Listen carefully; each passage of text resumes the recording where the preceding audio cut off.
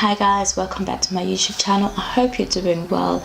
If you haven't already, please subscribe, comment, like and share this video if you enjoy it, and let's get right into it. I truly believe if it's one thing you can carry through life, if it's one trait that you could possibly have, is hope. Having hope that you can get through the toughest situations, having hope that you're going to make it out of what you're currently going through, hoping that you're going to achieve whatever it is that you're trying to achieve, and knowing exactly where you're meant to be right now, but you will get to the other side. It's being optimistic. Hope carries you through every single thing, because what hope says to you is, you're looking at the brighter side of life, you're looking at the light end of the tunnel. Having hope that life will be easier, you'll make it out of your divorce, you'll make it out of your relationship that isn't working out, you'll make it out of your job. It just makes life a little bit more easier, a little more bearable, because there's an end goal.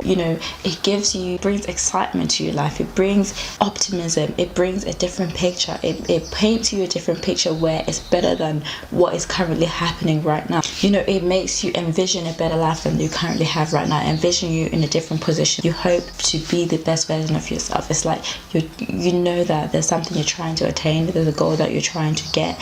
You're seeing a clear picture, and it can be very motivating. That's why I think it's truly important to be hopeful, to be optimistic while you're currently going through situations. Maybe you're going through a breakup, maybe you've just started your company, but whatever it may be, whatever that you've just started, and you're looking into the future, you're being optimistic about it, you know that things will improve. That's what hope gives you. It gives you that courage, it gives you that a little bit extra. It's almost like a little peek into what could be, and you have to use that to your advantage. You have to use that as your motivation. The truth is, you can't just hope all your life. You can't just hope things were better. You just can't, I hope I make it. You can't just hope.